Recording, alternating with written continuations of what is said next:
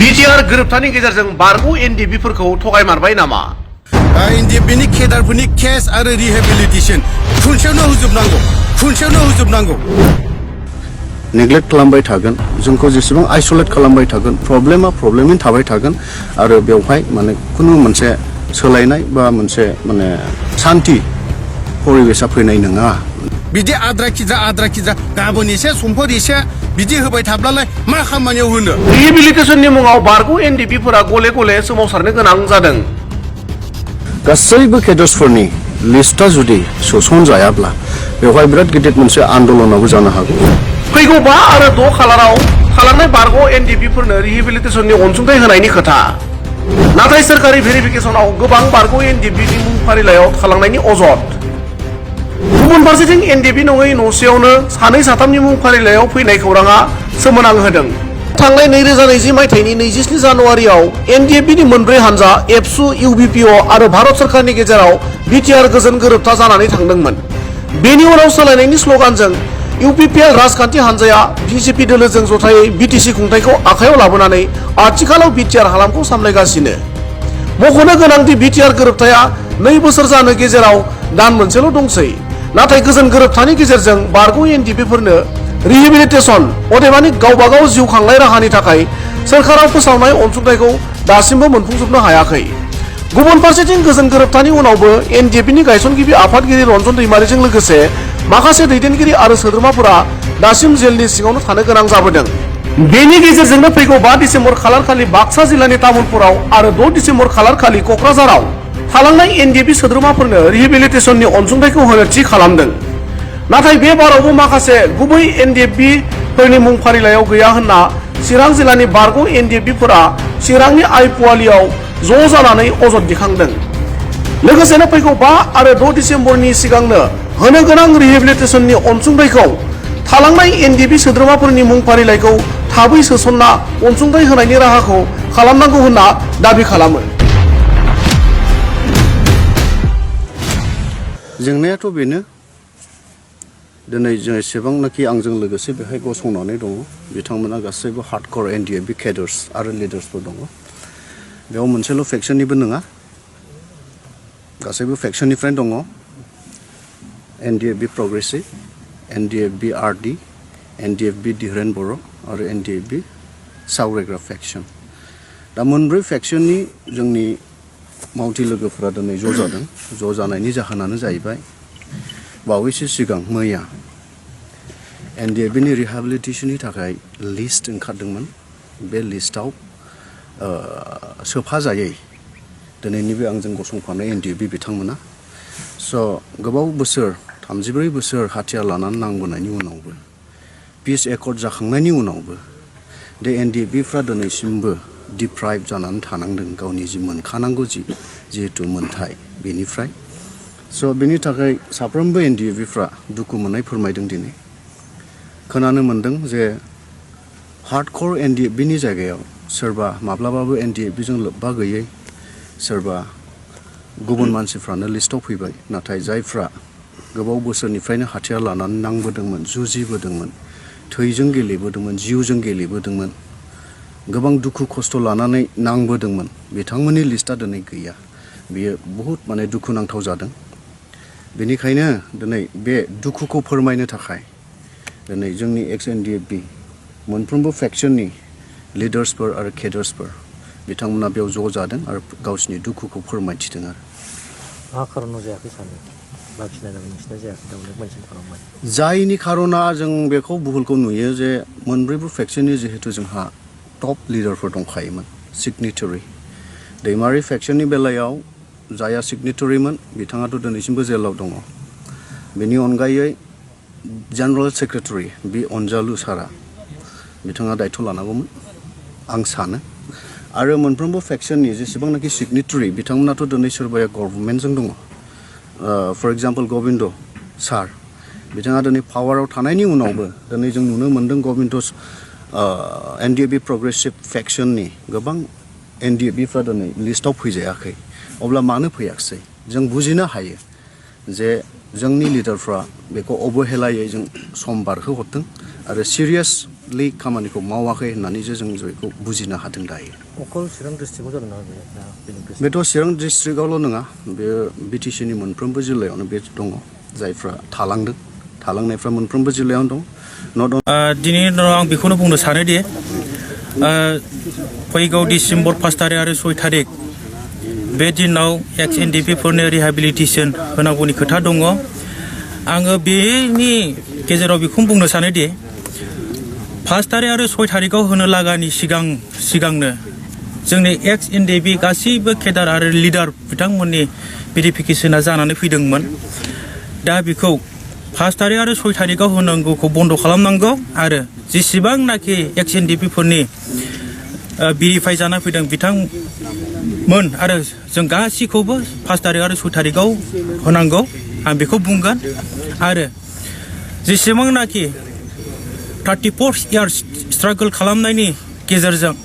सोरबा एनडिपि बिथांमोना केडार आरो लिडार केस जाबाय नन हाइनान्स बिथांमोननि केसखौ उइद्र खालामनांगौ इमिडियेटलि आरो आं बिनि गेजेराव बेखौ बुंनो सानबावदि जेसेबांनाखि भेरिफिकेसन थालांबावदों बिथांमोनखौ इमिडियेटलि लिस्ट खालामनांगौ आरो भेरिफाइ खालामनांगौ आरो बिथांमोननि मोननांगौ रिहेबिलिटेसनखौ फिक्स टाइम होनांगौ मा राहा लानो थांखि लादों बिथांमोना जुदि दायथ' लायाबा 5 तारिख आरो 6 तारिखआव जेसेबांनाखि भेरिफाइ जानानै फैदों जों एक्स एनडिपि वार्कारफोरनि गेजेराव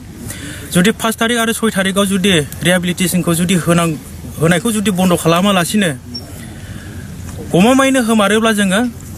खुद्रिसारनाय हाबाफारिखौ जों लागोन जे मोनसे खोथा बुंनाय जादोंमोन जे 4 लाखनि थाखाय नांदों होननानै मा बुङो एक्चुअली 4 लाखनि थाखाय जों एनडिबिफ्रा रावबो गलाम नङा आथिं आखाइ दं जों 4 लाखनि थाखाय नाङाखै थेवब्लाबो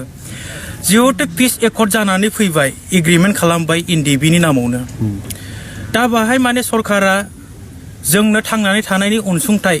जिनाखि सरकारि साख्रि मोनसान्दि बा जिखुनु थांनानै थानायनि राहा लामाखौ होग्रोनो थाखाय बे रिहेबिलिटेसनखौ जोंनो होबाय खिन्थु जोङो एनडिबिफ्रा 4 लाखनि थाखाय रावबो आन्दलन खालामाखै बे खाथाम बेखिनि दा जिहेतु एक्स एनडिएफबि ना 270 जना केसा उइद्र जादों होननानै बुंदों बिथां दिनैनि बे सरकार सालायनाय प्रमद बिथाङा बुंदों आं बिनाव दिनै सोंनो लुबैदों प्रमद बिथाङा डिक्लार हो हायोब्ला एनडिएफबि एक्स एनडिएफबिफोरनि केडारफोरनि केसा मोनबेसे उइद्र जामारखो आरो मोनबेसे सोर माबायदि केसा उइद्र जादों बिथाङा बारे बार होनदों 270 जना केसा उइद्र जादों होनना बुंदों नाथाय दिनैसिमबो उइद्र जानायनि महरखौ नुवाखै आरो उइद्र जायाब्ला बिनि राहा लामाखौ जोङो लागोन एक्स एनडिएफबिआ बिथाङा बुंदोंमोन जे सानसे समावहाय 270 जन उइद्र जादों होननानै बुंदों माबायदि केसा उइद्र जादों आं दिनै बिथांखौ सोंनो लुबैदों माबायदि केसा उइद्र जादों आरो सोरबायदि गथ'नि केसा उइद्र जादों मानो दिनैसिमबो थांनाय नभेम्बरनि 17 तारिखआव जोंनि आर्टिफेक्सननि गथ'नि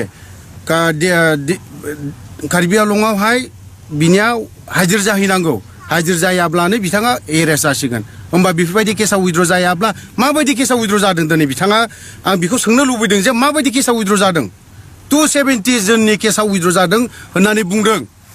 माबायदि केसा उइद्र जादों दिनै एनडिएफबिनि गथ'फोरनि केसानो बिथांमोना बिसोरनाव केस गोनां जब गासैबो केस गोनां जब बिसोरनाव सासेनिबो उइद्र जायाखै होमबा माबायदि मानसिनाव उइद्र जाखो बे मोसौ सिखावनिनो माबा मोनसे गस्ला बायनानै हैनाय बेफोरबायदि फिसा नर्मेल केस बेफोरसो उइद्र जादों बेफोरखौथ' जों केस होननानै बुंनो थाङा दिनै गिदिर केस दङ दिनै बिथाङा आरो मोनसे खोथा होनबावदोंमोन रन्जन दैमारिखौ दिनैहाय बरनगोन होननानै बुंदोंमोन रायजो राजानि सिगाङाव बुंदोंमोन बिथाङा जे आङो सरकाराव जिरायोबा सिआराव जिरायोब्ला आं रन्जन दैमारिखौ बरनगोन होननानै बुंदों दिनैसिमबो गैया बोरो माला बरनगोन बोसोरसे जानायसै दिनैनि बे सरकारा मा खालामनानै थाखो बहा दङ मा खालामदों आरो रिहेबिलिटेसननि बेलायाव बिथांमोननिया सोरनाबा नामानो फैयाखै सोरनाबा दिनैहाय आफादाव जेबो खामानि मावाखै बिसोरबायदिनो सोरनाबा साब्रै गाहामानो फैदों होनदों होमबा माबायदि जाखो एनडिएफबिनि गथ'फोरनियावनो जुदि फैयाखैब्ला सोरबा सासेनासो फैदोंब्लाथ' बोरै जाथावथाव बियो आरो दिनैहाय सोरनाबा फैयाखै आं बेखौ लुबैदों जे 5 तारिख 6 तारिखआव बावहाय होनायनि खोथा बेखौ दोनथ'नानैब्लाबो दा जेसेबां मोननांगौ दङ बिसोर मोनजोबनांगौ हायोब्ला ज' समानैनो खुनसेयावनो होजोबनांगौ बेफोरबायदि गाबोन सोरनिबा फैगोन दिनै उमुगनिखौ होगोन समफोर उमुग भेक्सिननिखौ होगोन बिदि खालामबाय थानाया जायाखै आं दिनै नोंथाङा दिनै मोनसे लेभेलनिफ्राय फैनाय फेरेंगाखौबो बुंगोन गबिन्दखौबो बुंगोन आं दिनै बिथांमोना मोनसे एंगेलनि एनडिएफबि लेभेलावनो फैनाय एनडिएफबिनि गथ'फोरा दुखु खस्थ' खालामनानै फैनाय दिनै बिथांमोननो खस्थ' खालामनायनि गेजेरजोंसो लिडार जादों आरो बिथांमोना नैबे गादियावहाय जिरायनो मोनदों नङाला मालाबाबो जिरायनो मोना बिसोरो ओंखायनो जेसेबां एनडिएफबिनि केडारफोरनि केस आरो रिहेबिलिटेसन खुनसेयावनो होजोबनांगौ बिदि आद्रा खिद्रा गाबोन एसे समफोर एसे बिदि होबाय थाब्लालाय मा खामानियाव होनो दिनै 4 लाखजों बिथांमोना मा मावना जागोन सोरबाया दिनै नै बिनावथ' हायानो गैया न'आनो गैया बिना 4 लाखजों जों मा मावनानै जागोन बे बिदि होनबाय थादों दिनैहाय गबिन्दआ होनो हागोन ना हाया दा फेरेंगा सावरायग्रा मोना होनो हागोन ना हाया बिथांमोना दिनै पावाराव दङ आं दिनै बिथांमोनखौ बेखिनि खोथाखौल' बुंगोन जाथ'बाय गोलाव सम बुंनो सानाखै आं फंनैसोल' बाथ्रा बुंनो नागिरदों दिनै गोलाव बाथ्रा बुंबाबो किसुमान मानसिफ्रा साननो हागौ बेलाय आरो माब्लानिफ्राय एनडिएफबि खामानि मावखो बेफोरबायदि सोरनिबा सायाव नांहैनोबो हागौ बेनिखायनो आङो फंनैसोल' बुंनानै आं फोजोबनो सानदों मानो होननानै बुङोब्ला दिनै माखासे भेरिफाइड जाबाय आरो बे भेरिफाइड जायैफोरनि बिसयै सरकार थोरफोनिफ्राय मा डिसिसन लादों आं नैबे बाथ्राखौसो खावलायनो नागिरदों दिनै आं नैबे बाथ्राखौ खावलायगोन जे जोंनि बिटिआरनि इएम एमएलए मन्त्रि सिएम बिथांमोननि सायाव जेन भेरिफाइड जायै थालाङो बेखौ थाबैनो भेरिफाइड खालामनायनि बेबस्थाखौ लायो आंनि बेखिनिखौ साख्रि बाख्रियाव थिसननायनि बेलायाव मा बुंनो सानो साख्रि बाख्रिखौथ' आरो मा होनबावनो दिनैहाय गावसोरनो बै समनि बुंबोखानाय जि जबान बे जबानखौनो दिनैसिम लाखिनो हायाखै रिहेबिलिटेसनखौनो दिनैसिम क्लियार खालामनानै होनो हायाखै साख्रिखौथ' आरो गोजानाव दोन आं बेखिनिखौनो बुङो मानि थाखाय बिदि जादों सानो आं सानो बे बुस्थुआ खनसे नङा खननै बहुतबार हैबाय सोरबाया 6-7 बारसिमबो जाबाय बेवहाय आं नैबे बाथ्राखौ आं स्पष्ट नुहुरो